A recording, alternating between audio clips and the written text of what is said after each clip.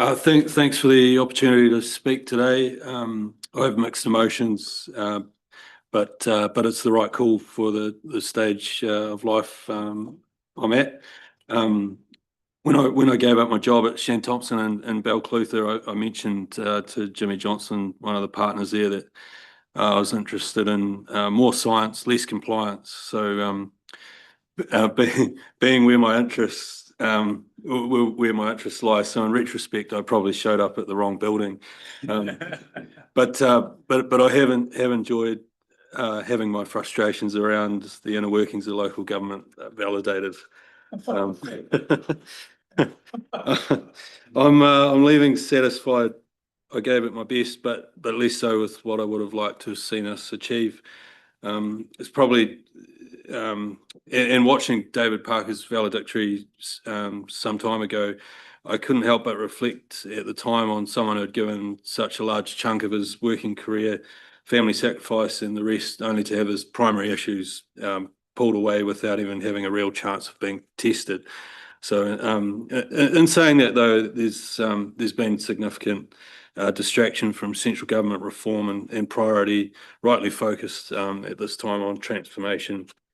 I just wanted to quickly single out a few people with thanks outside of council, and those people are Bruce and Alison Orbiston, Graham and Julie Clark, Keith Marshall, Michael Gifford and Dr. Paul Baker, the latter two who are based in Auckland, for their support and mentorship at occasional times throughout the term.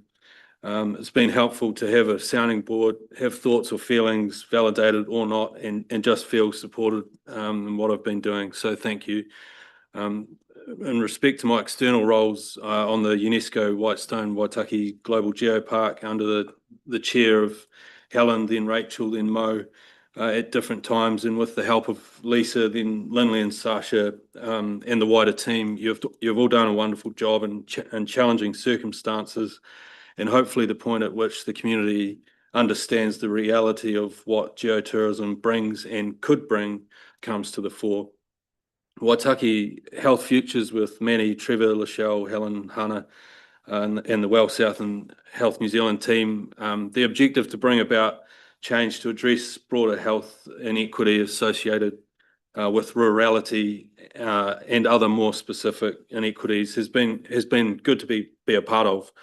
The challenge is trying to understand how our aspirations align with the national framework and how they transition into reality. Hopefully we can all see some of the simple but meaningful changes along with a successful shift into a well-resourced and supported secondary level hospital with a focus that shifts away from specialisation and more towards what's now termed rural generalism, and results in emergency care being maintained along with other enhanced health outcomes for our community through hospital, primary and community service providers. Whitestone Civic Trust under Richard Vinbrooks as chair and my fellow trustees along with Jacob, John and sometimes Mike, who are all doing an exceptional job. This has been an appointment that I've found very rewarding, and I'm passionate about the Civic Trust and helping to shape its strategy moving forward, especially as we move through the process to formalise the National Historic Landmark status. It was pleasing to be able to receive the social and economic impact assessment that validated the benefit the precinct brings to the Waitaki district and the work and initiatives the Trust have been working away at to achieve better sustainable financial performance. Thanks must go to Waitaki District Council for funding this study. Given the originally envisaged capital contribution via the Arthur Young report never materialised, but not to say that there hasn't been other helpful and meaningful contributions from council along the way. The Civic Trust has done exceptionally well in a constrained position in achieving adaptive reuse of old industrial buildings that are extremely expensive and challenging to maintain and conserve in a low population area while paying ground rent on commercial terms, without what I see as being the necessary due recognition for the heritage listed industrial buildings that rest atop. Lastly, to my wife Belinda and boys Charlie, Angus and Albert, being a councillor hasn't come without complications in this domain at times. Belinda is the sole reason I've been able to be part of this, it's almost cliche, but she's the most hard-working, caring and dedicated mother and wife that I know. She works tirelessly overseeing our business and without complaint, even though she would be well entitled to a few. Without her, I could not have committed the last 3 years, and for her support and sacrifices to her own health, personal interests and well-being, for what we try to cram in together for each other, our community and our family. Thank you. Time for us to focus more on the kids and on future business plans, and hopefully engaging in a few more community activities or groups again. To my fellow elected members, thanks for your collegiality. On most issues, we've been able to disagree and have a laugh afterwards. I've enjoyed getting to know you all and where your interests sit. What's been most interesting is that we all generally want the same thing. We just come at it from a different angle. The team we've had a chance to interact with here over the course of the term, thank you for your contributions. No one shows up here to do anything less than their best, and I think we have some extremely competent and capable people individually within the organisation. However, we have some challenges we need to face up to. In my view, localism doesn't really exist, at least in the formal scale. I thought that it still does. And there's just too much government interference in what we're doing, along with unfunded mandates. We're encumbered with one-size-fits-all approach that doesn't allow small communities to accept lower expectations around standards and level of service. But there are aspects to rural way of living that outweigh our urban counterparts and vice versa, and that needs to be accepted as being part of provincial New Zealand. Then on matters that are truly local, there are many times when I have wondered during this term if this is an organisation that is open to be governed.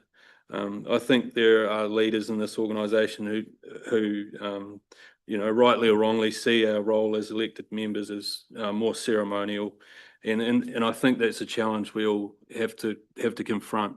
Having said that, the desired outcome for me is not hierarchy and asserting authority, but currently we lack the ability to work constructively, cohesively and collaboratively as a group of people trying to get the right outcome. And there is too much focus on whether suggestion or person is operational or governance, rather than if it is just the right thing to do or not. And I feel often we fail to see the bigger picture around, looking to what's right for council rather than what's right for the community. For me, the biggest challenge this term has been water. And I felt sick for weeks on end at the time, and I still do now. What our communities face in terms of costs right across the country is just not realistic. Something needs to change, either the way we deliver our service, the way it's funded, or the timeframe reform is delivered in. Time will tell if professional governance and Commerce Commission drives water services to a manageable level, or if the government is going to need to modify their approach. I'm satisfied we made the best call we could at the time. There's no material difference to joint CCO in terms of the total cost to household.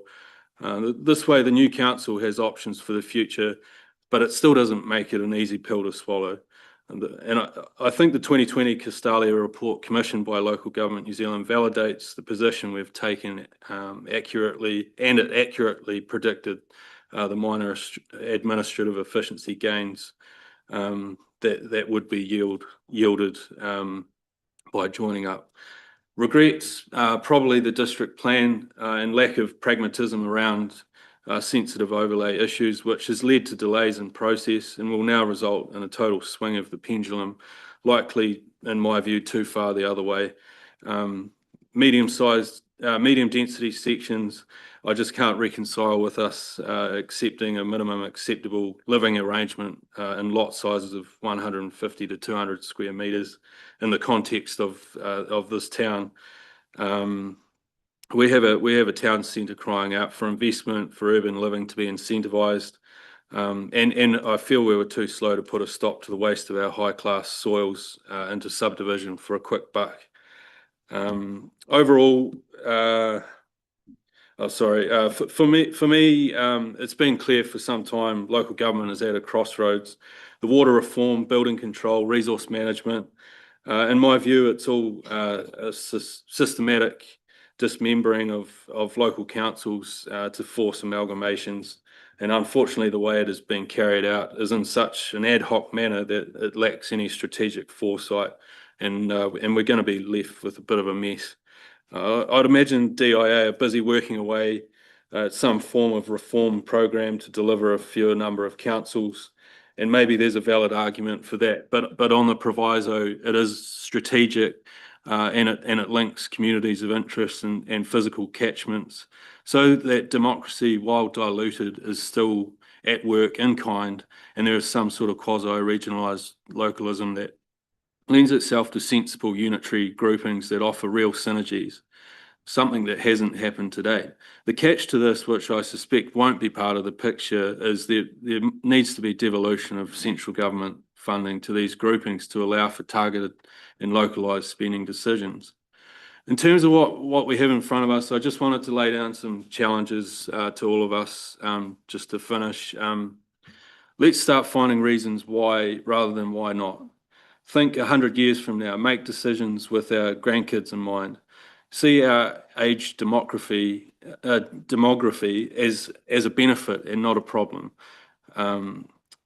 Find a way to tap into people who still want to be valued and have so much wisdom and experience to offer. Use local knowledge. There are so many talented people right here who just want to help. We must always be open to being challenged and doing better. And we need the disruptors in the room to listen and to understand, to understand rather than to respond. To those of us who in the organisation that know the ins and outs of the Local Government Act and all the legislation and regulation that comes with the territory here, challenge yourself to shift beyond the path of least resistance and find ways to be creative. Use your knowledge as a force to support a pathway for ambitions. Please, let's stop strangling farmers. One of the biggest frustrations I have with regional and local government is all the unintended consequences that come about as a result of objectives, policies, rules and standards, particularly among our hill country farmers. We fail to see these operations as modified ecosystems that deliver ecosystem services as a whole. Rather, we see it as one or the other, and it's just not fair on them, and will drive stupid decision-making and practices so that landholders sit within a framework that just isn't fit for purpose. Please consider that when elected members are not, that elected members are wanting to, that when elected members are wanting to question or seeking to understand and wish to offer suggestions, it's nothing personal. It comes from a place of goodness and shouldn't be seen as some sort of threat or competition. We're just here to perform our roles. And let's make use of and support the good work already being delivered in the community rather than reinventing the wheel. There are some things we deliver that we are just simply best not to, and we can commit to making a contribution to them instead. Lastly, to the future governors, you're here to steer the course. The annual plan, the long-term plan, KPIs, council policy and strategy. This is yours to own. Gather consensus amongst yourselves and develop these things for the organisation to implement and carry out. Have the confidence to be governors. Thanks again, and I wish you all the very best for the future.